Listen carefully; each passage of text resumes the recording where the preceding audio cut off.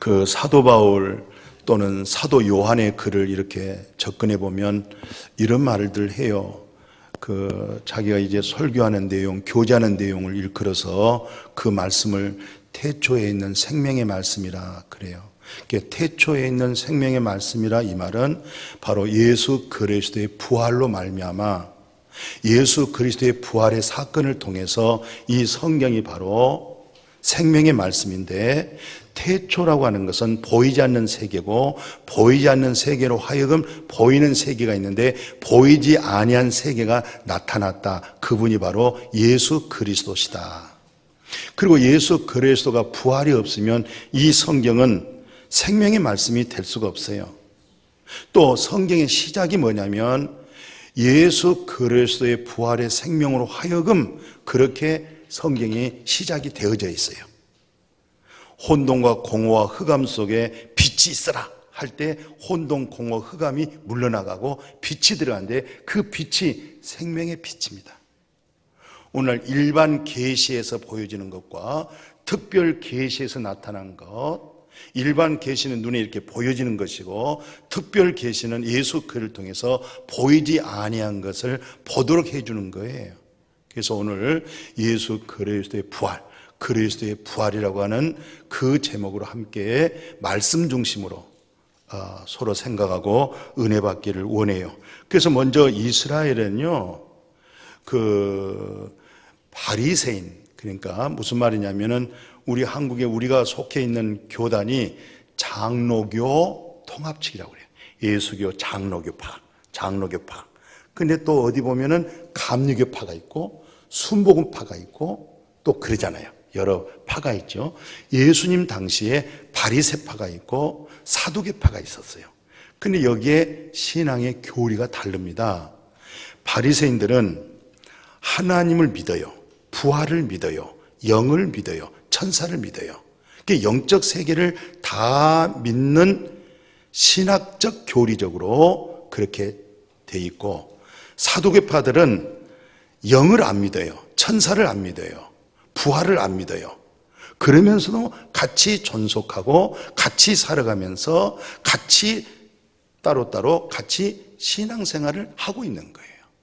이것을 이제 예수님이 오셔서 또 바리새파도 아니고 사두개파도 아니고 오늘 예수님이 오셔서 현재 부활을 또 말해주는 거예요.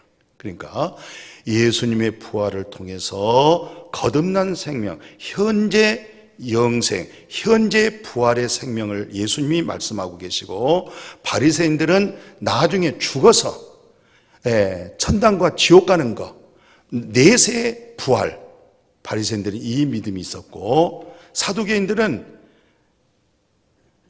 천당, 지옥, 영, 천사 이거 안 믿습니다.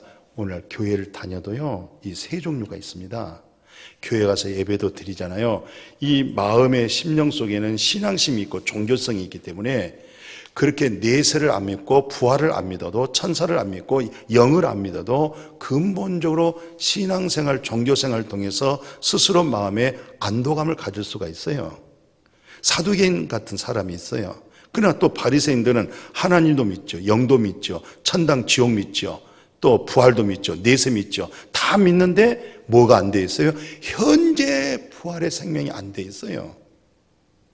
근데 이런 마음 안에 사두개인들의 신앙관의 성품하고 바리새인들의 신앙의 성품하고 현재 부활되어져 있는 생명의 성품하고 또 다릅니다. 이것을 오늘 예수님이 말씀하고 있어요. 마태복음 먼저 22장 한번 봐보실래요? 부활이 없다 하는 사두개인들이 그날 예수께 와서 물어 마제가 장가들었다가 죽어 상속자가 없으므로 그 아내를 그 동생에게 물려주고 그 둘째와 셋째로 일곱째까지 그렇게 하다가 최후에 그 여자도 죽었나이다. 그런즉 그들이 다 그를 취하였으니 부활 때의 일곱 중에 누구의 아내가 되리이까? 이 사두개인들은 아주 고약스러운 거예요. 신학적으로 이건 하나님 외에는 대답할 수 없는 아주 골치 아픈 질문을 했어요. 무슨 말이냐면 이들은 생각하기 그랬습니다. 그때 풍속이 형님이 장가를 갔는데 장가가서 애를 못 낳고 그냥 죽었어요. 그러면 둘째 동생이 그분하고 또 살아야 돼요. 애를 낳아야 돼요. 근데 둘째, 셋째, 넷째, 다섯째 다 애를 못 낳고 죽었어요. 그러면 다 죽었는데 그 남자는 7명이고 여자는 하나예요. 그러면 나중에 부활하게 되면 그 여자는 누구 여자가 됩니까? 아주 고약스러운 물었어요. 그때 예수님이 그 밑에 답변을 하잖아요. 예수께서 대답하여 이르시되 너희가 성경도 하나님의 능력도 알지 못하는 거로 오해하였도다.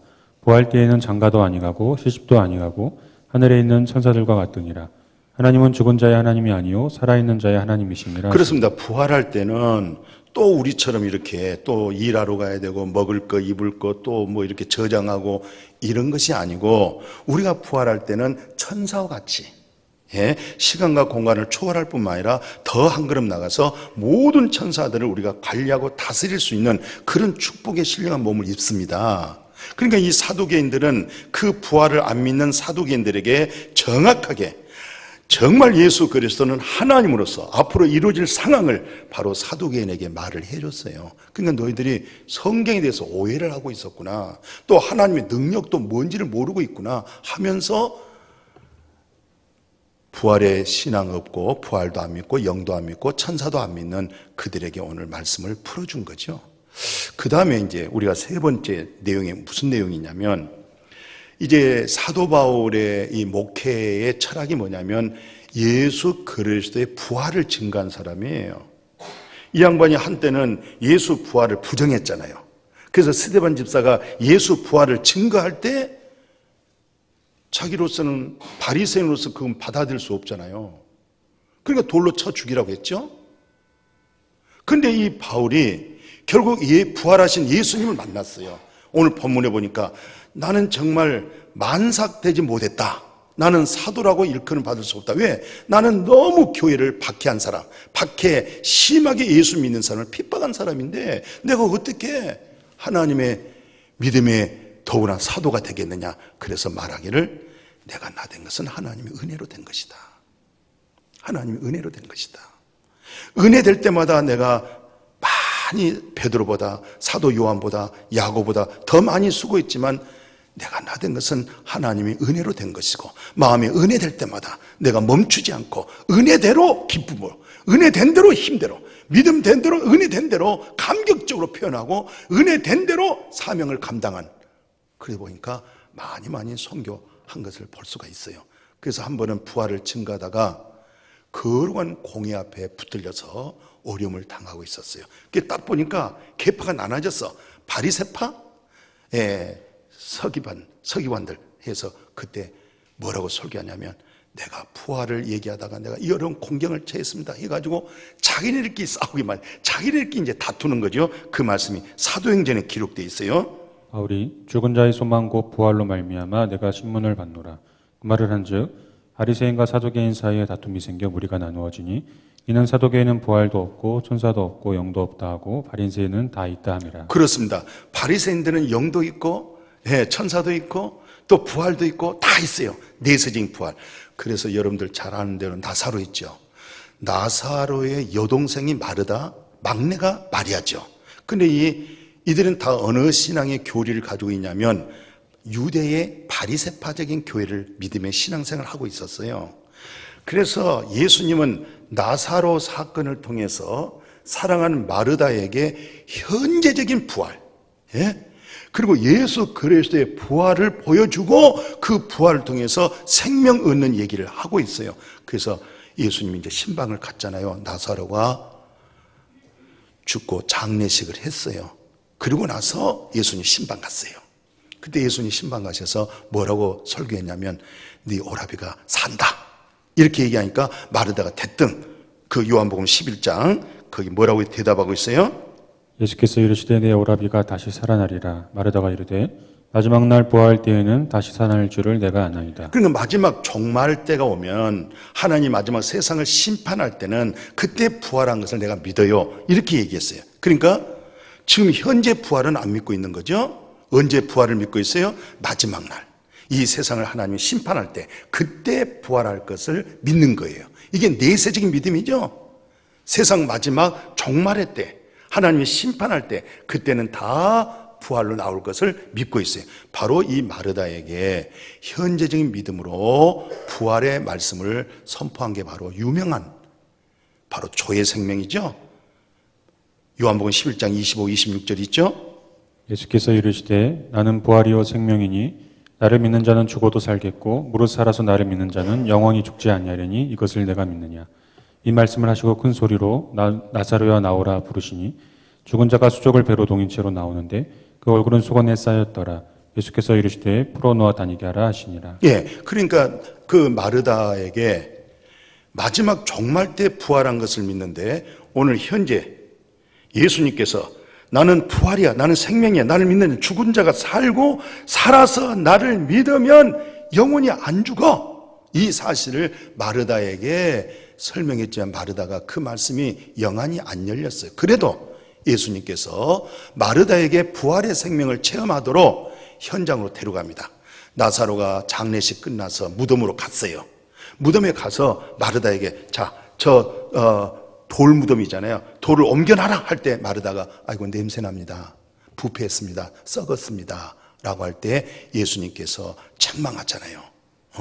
내가 부활이요, 내가 생명이다. 나를 믿으면 산다, 살아난다. 죽은 자가 살아난다. 근데 실상 현장에 돌아가서는 그게 마음에 안 믿어지는 거예요. 그때 예수님이 마르다 옆에다 세워놓고 나사로야 나와라 할 때 예수님의 그 음성이 만물을 창조하신 그 능력의 말씀을 통하여 몸이 썩었고 안구가 썩었고 창자가 썩었고 쓸개가 썩었고 다 썩었는데 나사로야 일어나라 할 때 죽은 자가 배로 수족을 다 통했는데 벌떡 일어났어요. 이 말씀이 뭐냐면 예수님께서 요한복음 5장에 얼마나 귀한 말씀이었어요. 아들의 음성을 들을 때가 오나니 이때라 죽은 자가 살아나리라. 아담 안에서 죽은 자가 살아나리라. 지금 살아나리라. 예수의 말씀은 하나님의 말씀이에요. 죽은 자를 살려내신 말씀이에요. 나사로를 살렸다. 이 말은 예수 그리스도께서 죽음을 받아들이고 나중에 예수님이 부활하셔서 첫 아담 안에서 모두가 다 죽었어요. 그래서 죽음 앞에 두려워해요. 세상의 어떤 권력도 세상의 어떤 부자도 전부 다 죽음 앞에서는 사람이 비굴해져 버리고 약해져 버리고 두려워하는 거예요. 그러나 그 죽음을 이긴 자는 첫 아담 안에서 죄가 들어오고 죄로 인해서 죽음이 왔는데 둘째 아담 예수 그를 통해서 그 죽음을 끝내버렸습니다. 죽음이 없습니다. 오늘 여러분과 저에게는 죽음이 없습니다. 죽음이 끝났습니다. 우리는 죽는 것이 아니라 주님께서 예비하신 하나님의 나라로 옮겨가는 겁니다. 아멘. 그러나 예수 생명 부활 거듭난 진리 생명 없는 사람들은 죽음에 대해서 두려워하는 거예요. 죽음 앞에서는 인간이 비굴해져 버린 거예요. 약해져 버린 거예요. 왜 그랬을까요? 현재 첫 아담 안에 죄와 사망의 마귀 사탄에게 붙들려 있기 때문에 그런 겁니다. 예수 그리스도의 부활은 아담 안에 있는 죽음 자체가 정리가 되어버렸어요. 죽음 자체가 없어져 버렸어요. 할렐루야. 이렇게 좋은 날, 이렇게 기쁜 날, 이보다 더 좋은 기쁜 날이 어디 있겠어요? 죽음이 끝났으니까. 아멘. 그래서 오늘 예수님께서 마르다에게 실습 현장에서 눈으로 보게 만드는 거예요. 지금 네 오라비가 부패했습니다. 불가능합니다. 절대로 안 됩니다. 그런데 예수님은 우리가 다 죄악 속에 부패하고 타락한 인간들이에요. 아들의 음성을 듣고 일어난 사람이에요. 살아난 사람이에요. 말씀으로 살아나기를 축복해요. 진리로 살아나시기를 축복합니다. 이런 사항은 그냥 된 거 아니잖아요. 그냥 갑자기 우연히 그냥 된 거 아니에요. 그래서 이 성경 66권을 생명의 말씀이라고 했던 것은 우리가 일찍 창세기 3장 15절에 무슨 말씀이 있어요? 창세기 3장 15절에 보면 여자에게서 난 자가 너의 머리를 상하게 하리라. 이 말은 여자의 후손이 누굽니까? 동령녀 마리아. 여기에서 탄생한 예수 그리스도가 바로 여자의 후손이고, 이 여자의 후손이 죄와 사망의 권세, 죽음의 권세를 잡고 있는 마귀 사탄의 머리를 상하게 할 것이라 벌써 예언된 말씀으로 이루어져 있는 거예요. 그러니까 이미 하나님께서는 첫 아담 안에서 죽음이, 죄가 들어오고 첫 아담 안에서 죄에 대해서 죽음이 오기 때문에 둘째 아담 예수 그리스도를 통해서 모든 죽음 자체를 끝내버리고 영원한 생명으로 회복해 주신 줄로 믿습니다. 그게 바로 영생입니다. 그래서 예수님의 공생애 가운데 처음으로 예수 그리스도의 죽음과 부활에 관한 얘기를 마태복음 16장에서 하고 있죠. 시몬 베드로가 대답하여 이르되 주는 그리스도시요 살아계신 하나님의 아들이시니이다. 이때로부터 예수 그리스도께서 자기가 예루살렘에 올라가 장로들과 대제사장들과 서기관들에게 많은 고난을 받고 죽임을 당하고 제3일에 살아나야 할 것을 제자들에게 비로소 나타내시니. 그렇습니다. 예수가 그리스도십니다. 하나님의 아들입니다. 이 사실은 하나님만 아는 거예요. 하나님만이 아는 이 엄청난 중요한 것을 하나님이 베드로에게 알게 했어요. 그 베드로가 예수님은 그리스도십니다, 예수님은 하나님의 아들입니다, 그 고백할 때 비로소 예수님이 내가 이래저래 고난당하고 이렇게 잡혀서 십자가에 죽고 그 다음에 3일 만에 부활하리라, 이 말씀을 처음 해낸 거예요. 왜? 그리스도로 나타나기 때문에. 우리는 거듭날 때, 죄 사함을 얻어버릴 때 예수가 그리스도라고 내게 올 때 나는 죽음으로 넘어가는 거예요. 옛사람이 죽음으로 넘어가는 거예요. 이 놀라운 진리의 말씀이 영안이 열려지기를 축복합니다. 세상이 어렵고 환난이 오고 전쟁이 올 때 우리는 그리스도에 세워진 사람은 더 강해지고 담대해지고 힘이 될 줄로 믿습니다. 평온하고 좋을 때는 어느 것이 진짜인지를 알 수 없어요. 모래에 지은 집이나 반석에 지은 집이나 밖에서 볼 때는 똑같아요. 예. 그러나 풍락이 오고 환난이 오고 문제가 올 때, 저 양반은 진짜 그리스도로 세워져 있던 분이었구나, 저분은 모래 위에 지은 집이었구나, 어려운 상황 때 드러나는 거예요. 그리고 어려울 때 더 말씀이 강력하게 소생하고 더 영과 혼과 골수를 찔러 쪼갤 수 있는 진리의 말씀으로 우리가 소생되어질 줄로 믿습니다. 그래서 예수님께서 갈릴리 바다에서 다시 한번 제자들을 집합해 놓고 말씀하고 있죠.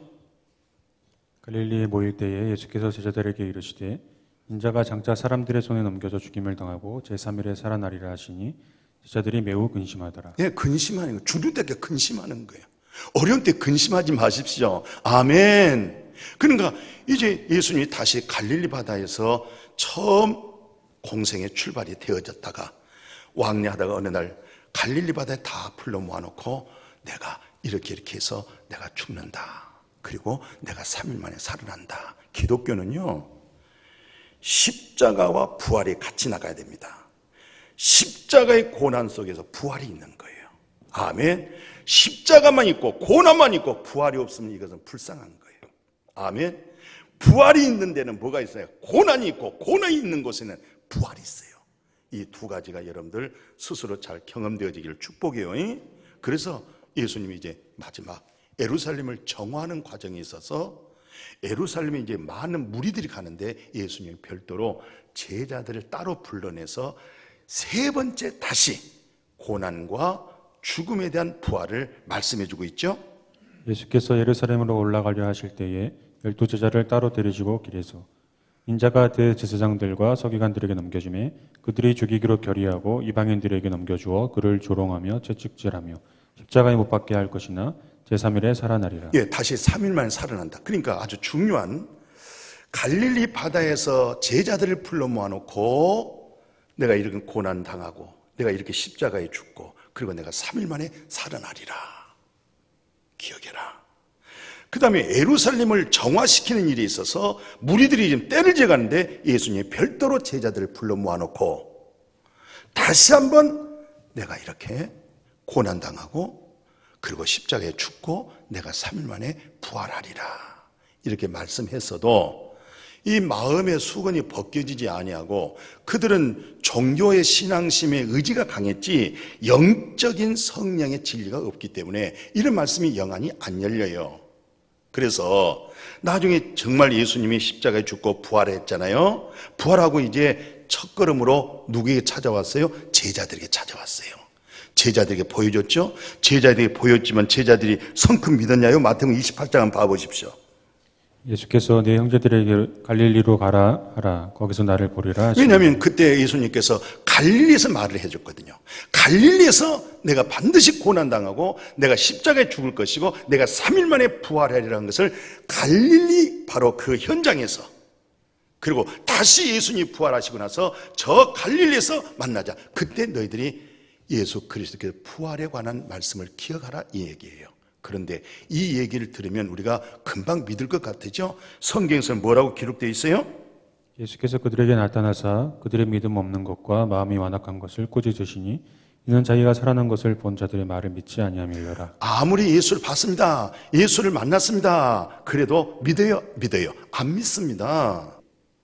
지금 사실적으로 예수님이 부활하셔서 그 사실을 목격한 그들이 사랑한 제자들에게 전달했잖아요. 우리가 봤습니다. 들었습니다. 이 사실을 말해주는데 그들이 듣느냐? 안 믿습니다. 하물며 도마 알죠? 뭐라고 그래요? 도마가?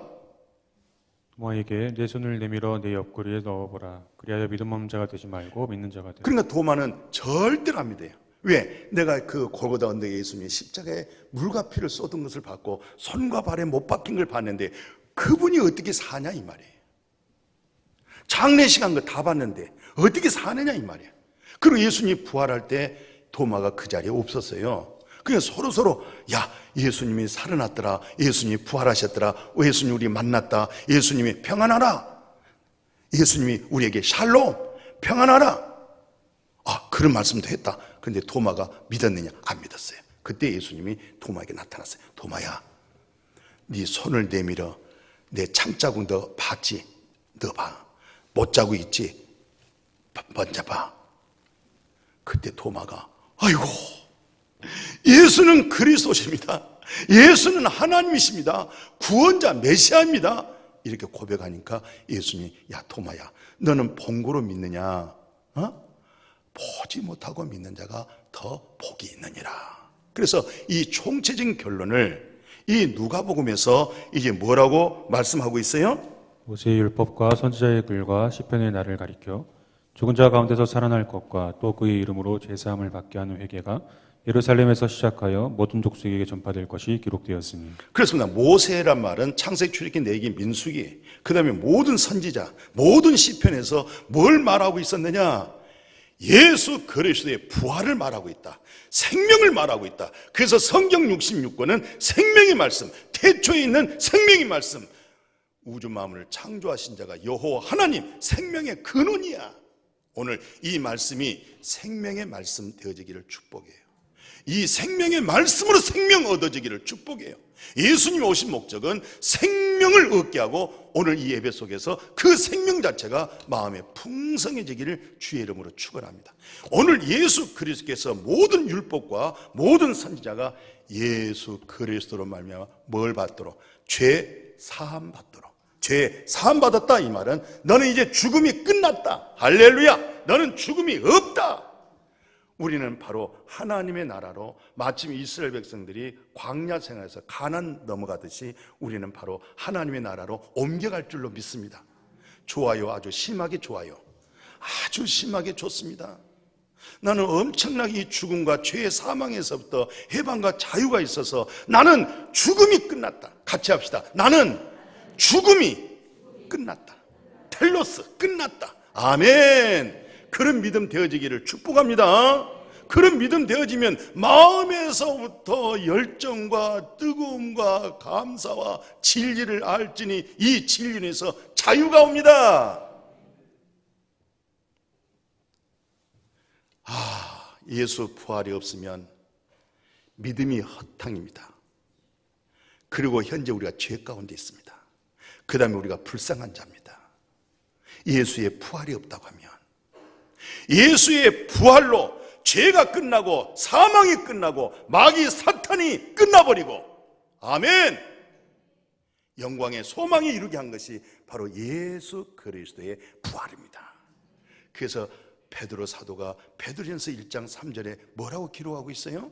우리 주 예수 그리스도의 아버지 하나님을 찬송하리로다. 그의 많으신 긍휼대로 예수 그리스도를 죽은 자 가운데서 부활하게 하심으로 말미암아 우리를 거듭나게 하사 산 소망이 있게 하시며 썩지 않고 더럽지 않고 쇠하지 아니하는 유업을 있게 하시나니 곧 너희를 위하여 하늘에 간직하신 것이라. 예수 그리스도의 부활하심으로 너희가 거듭났느니라. 예수 그리스도의 부활로 인해서 생명을 얻었느니라. 예수 그리스도의 부활로 인해서 너희의 죽음은 끝나고 이제 우리에는 죽음은 없습니다. 죽음은 끝났습니다.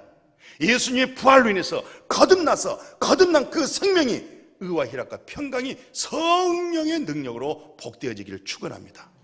그래서 사도 바울이 고린도전서 15장을 아주 논리적으로 부활에 관해서, 부활이 없다고 하면 우리가 불쌍한 자다, 부활이 없다고 하면 우리 믿음은 헛것이다, 부활이 없다고 하면 세례받는 게 뭐야, 부활이 없다고 하면 우리가 거짓 증거자야, 우리는 다 망했어, 예수 부활이 없으면, 이렇게 가장 중요한 것이 기독교의 절대적인 부활이에요.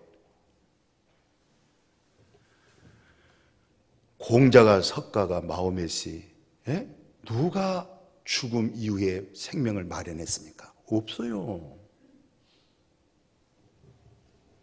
예수 그리스도는 죽음을 끝내고 죽음 이후에 영원한 생명으로 본인이 스스로 살아났잖아요. 아멘.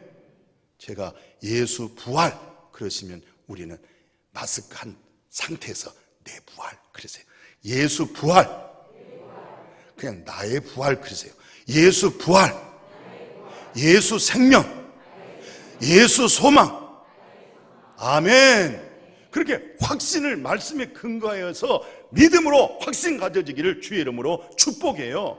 그래서 사도 바울이 뭐라고 얘기하냐면은 고린도전서 15장 3절 이하에 보니까 성경대로 그리스도께서 우리 죄를 위하여 죽으시고 장사지낸 바 되셨다가 성경대로 사흘 만에 다시 살아나사 모든 사도에게와 맨 나중에 만삭되지 못하여 난 자 같은 에게도 보이셨느니라. 왜냐하면 이 사울이 유대인 바리새파거든요.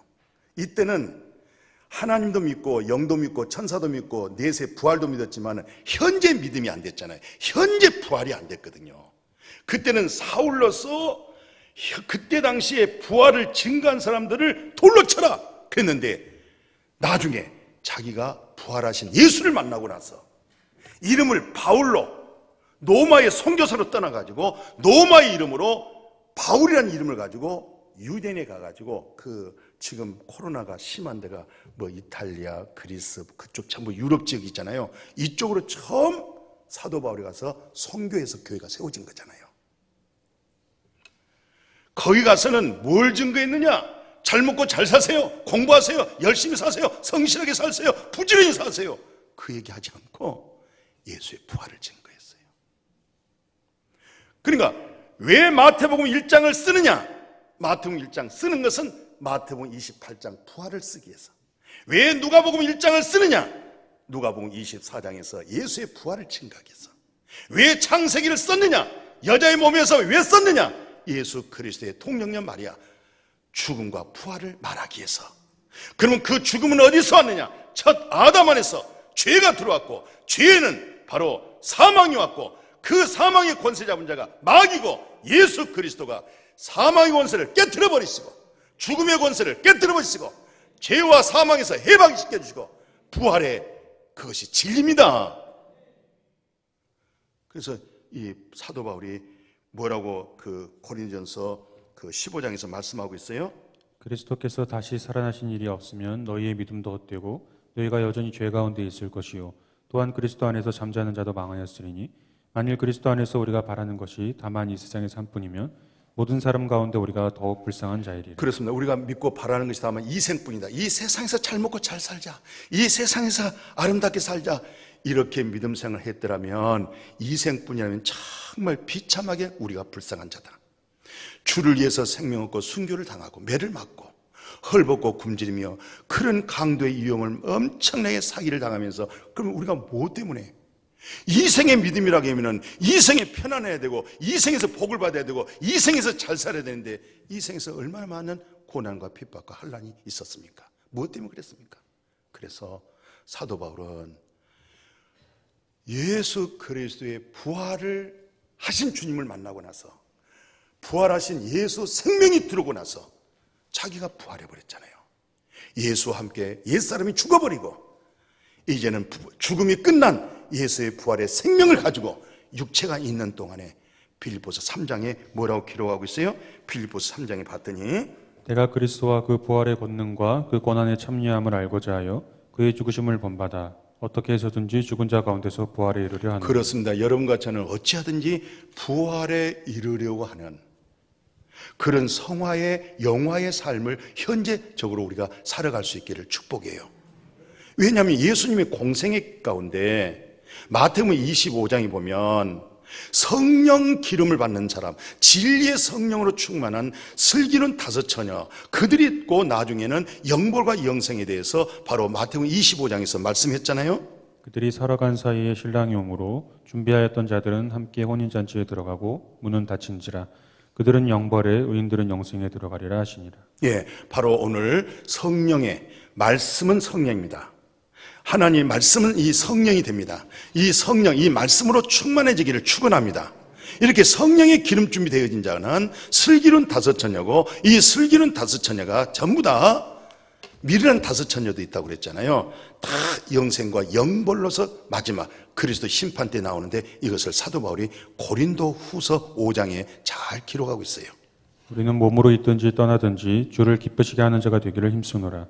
이는 우리가 다 반드시 그리스도의 심판대 앞에 나타나게 되어 각각 선악간에 그 몸으로 행한 것을 따라 받으려 합니다. 그렇습니다. 우리 안에 사는 것이 이제 그리스도십니다. 아멘. 이 죽음이 끝나버렸으니까 아멘. 내게 사는 것이 그리스도예요. 내가 육체 가운데 지금 살고 있는 것은 나를 사랑하사 나를 위하여 십자가에 못 박히신 예수 그리스도 믿는 믿음 안에서 살고 있고 또 그분을 인하여서 우리가 활동하고 일하고 있고 봉사하고 헌신하고 있고 이 몸은 그리스도의 영이 우리한테 딱 들어와버리면 하나님의 영이 우리한테 딱 들어오면 이 육체는 죄에 대해서 죽어버리게 되어지고 그리스도의 영은 우리 육체로 하여금 그리스도로 살아가게 되어질 줄로 믿습니다. 그래서 죽음이 끝났다. 이게 바로 고린도전서 마지막 15장에서 마무리를 박스 속에서 기록하고 있어요. 사망이 쏘는 것은 죄요 죄의 권능은 율법이라. 우리 주 예수 그리스도로 말미암아 우리에게 승리를 주시는 하나님께 감사하노니 그러므로 내 사랑하는 형제들아 견실하며 흔들리지 말고 항상 주의 일에 더욱 힘쓰는 자들이 되라. 아멘. 사망이 쏘는 것은 뭐예요? 사망되는 것은 죄죠. 죄가 뭘 하세요? 율법이죠. 죄, 사망이 쏘는 건 죄요. 죄의 권능은 율법인데 거기서 이길 자가 없어요. 그런데 예수 그리스도의 부활하심으로 이겼어요. 사망이 패하시고 율법이 완성되어 버리시고 의롭게 살다가 부활이 없이 죽으면 그 불쌍한 거예요. 예수님은 한 점에 정말 허리만큼이라도 허물과 죄가 없는데 가장 흉악한 죄인들의 손에 의해서 죽었어요. 그렇다고 할 때 예수의 부활이 없다고 할 때 그건 불쌍한 거예요. 왜 그렇게 의인으로 살다가 흉악한 죄인의 손에 죽고 그걸로 끝 하면은 우리가 그다지 의인으로 살 필요가 없는 거예요.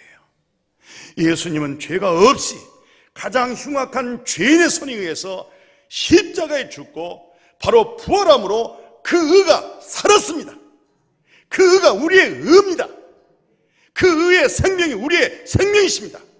그 의로 우리 같이 살아가십시다. 그리스도 안에서 행한 것 다 헛되지 않습니다. 하물며 예수님이 내 이름으로 지나가는 나그네 냉수 한 그릇 주는 것도 주님이 다 기억한다 그랬잖아요. 아멘. 그리스도 안에서 헛된 것이 없으니 얼마나 감사해요. 죽음도 끝나버렸고, 그죠? 예수님의 부활 때문에 의인 되어버렸고, 예수님의 부활 때문에 의롭다고 칭의를 받아버렸고, 예수님의 부활 때문에 죽음이 예수의 죽음으로 나를 끝내버렸고, 예수님의 부활 때문에 그 생명을 얻어버렸고, 이제 날마다 영생의 진리로 맛보면서 주 안에서 살아가기를 축복합니다. 축복합니다. 축원합니다. 하나님 감사합니다.